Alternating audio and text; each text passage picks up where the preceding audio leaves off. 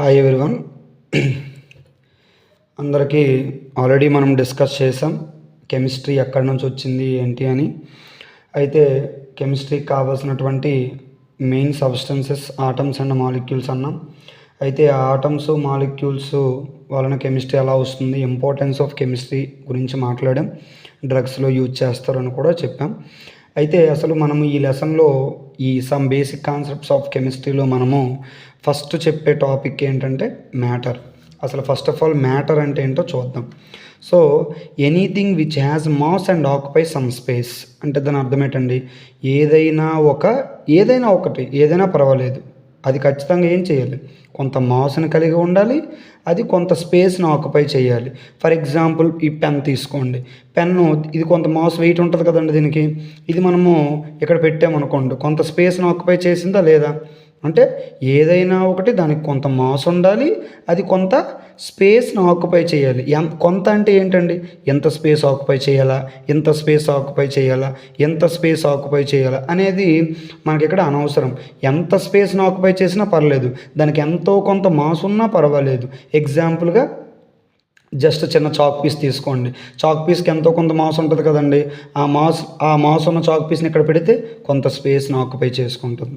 So anything which has mass and occupy space that will be called as matter.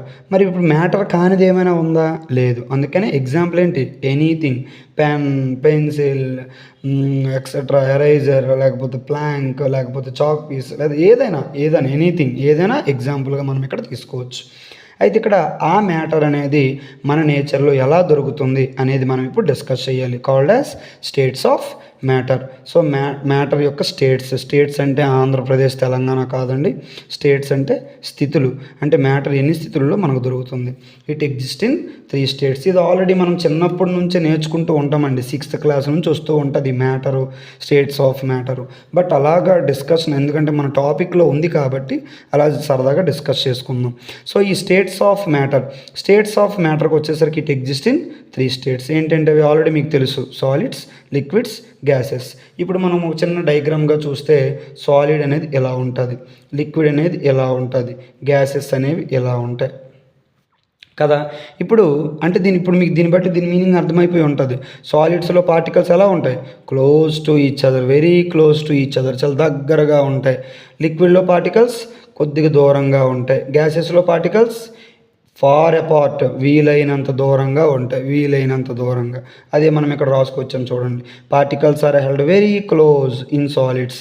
లిక్విడ్స్లో there is no much freedom, అంటే freedom ఉంటుంది, మరీ అంత freedom ఉండదు, అంటే బాగా మూవ్ అయ్యే ఫ్రీడమ్ ఉండదు.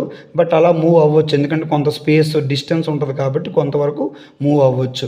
మూవ్స్ ఫ్రీలీ ఇన్ గ్యాసెస్లో చాలా ఫ్రీగా మూవ్ అవుతాయి పార్టికల్స్ అనేవి. సో ఇంకా కొద్దిగా మనం డెప్త్కి వెళ్తే gases far apart as compared to solid and liquid. So solids and లిక్విడ్స్తో కంపేర్ చేస్తే గ్యాసెస్ అనేవి ఎలా ఉంటాయి, ఫార్ అపార్ట్ అంటే వీలైనంత దూరంగా ఉంటాయి.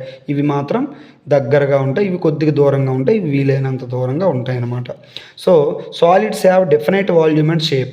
ఎగ్జాంపుల్గా ఒక డస్టర్ డయాగ్రామ్ గీయండి అంటే ఒక డస్టర్ బొమ్మ గీస్తాం, ఒక చాక్ పీస్ బొమ్మ గీయంటే చాక్ పీస్ బొమ్మ గీస్తాం. అంటే ఇవన్నీ కూడా సాలిడ్స్ కాబట్టి సాలిడ్స్కి ఒక పెర్ఫెక్ట్ షేప్ ఉంటుంది, ఒక పెర్ఫెక్ట్ వాల్యూమ్ ఉంటుంది. ఓకేనండి. But liquids have definite volume. లిక్విడ్స్కి వాల్యూమ్ ఉంటుంది. ఇప్పుడు 1 లీటర్ వాటర్ తీసుకోండి, 2 లీటర్ వాటర్ తీసుకోండి, అంటే వాల్యూమ్ ఉంటుంది, బట్ ఏముండదు, షేప్ ఉండదు. వాటర్కి షేప్ గీయండి అంటే ఏం చేస్తామండి, ఒక బేకర్ గీసామనుకోండి, అందులో ఇలా డాట్స్ పెట్టేస్తాం, ఈ డాట్సే వాటర్ అనేస్తాం. కానీ వాటర్కి ఎటువంటి షేప్ అంటూ ఉండదు, అంటే లిక్విడ్కి షేప్ ఉండదు. బట్ మరి లిక్విడ్కి షేప్ ఏమని చెప్తామండి, లిక్విడ్ యొక్క షేపు మనం ఏ కంటైనర్లో అయితే తీసుకున్నామో ఆ కంటైనర్ యొక్క షేపే లిక్విడ్ షేప్గా డిసైడ్ చేస్తాం. కంటైనర్ యొక్క షేపే లిక్విడ్ షేప్. ఫర్ ఎగ్జాంపుల్ ఇలా ఒక చిన్న బౌల్లో ఉన్నటువంటి ఒక దాంట్లో వాటర్ తీసుకున్నాం అనుకోండి, అప్పుడు ఈ వాటర్ యొక్క షేప్ ఏమవుతుంది, ఈ బౌల్ షేపే వాటర్ షేప్ అవుతుంది.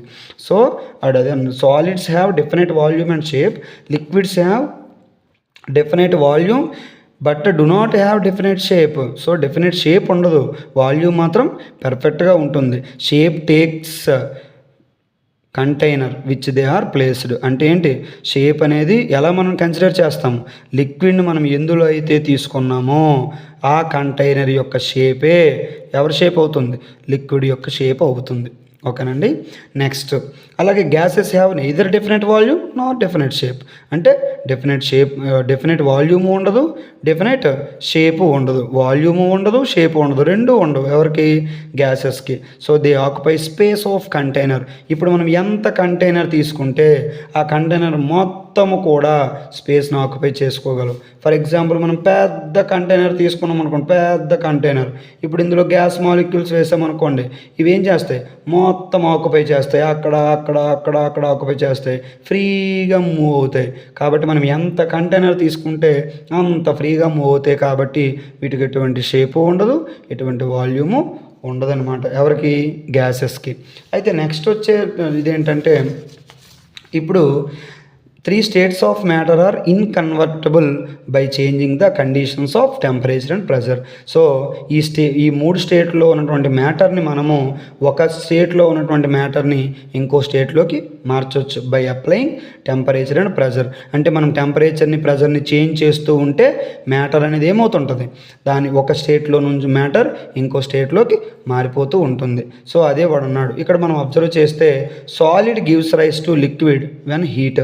అంటే సాలిడ్ని హీట్ చేస్తే లిక్విడ్గా మారిపోతుంది, లిక్విడ్ని హీట్ చేస్తే గ్యాసెస్గా మారిపోతుంది. ఇప్పుడు హీట్ చేస్తే మారింది కదా, మళ్ళీ గ్యాస్ని కూల్ చేస్తే లిక్విడ్ అవుతుంది, లిక్విడ్ని కూల్ చేస్తే సాలిడ్ అవుతుంది. మరి కూలింగ్ ఎప్పుడు చేస్తాము, టెంపరేచర్ తగ్గించినప్పుడు కూల్ అవుతుంది, టెంపరేచర్ పెంచినప్పుడు హీట్. అంటే టెంపరేచరు ప్రెజర్ని మారుస్తూ ఉంటే ఒక స్టేట్లో ఉన్న సబ్స్టెన్స్ ఇంకో స్టేట్లోకి మారిపోతుంది అనమాట. ఓకేనండి, ఇది స్టేట్స్ ఆఫ్ మ్యాటర్. సో దీని కంటిన్యూషన్ నెక్స్ట్ క్లాస్లో మాట్లాడదాం. Thank you.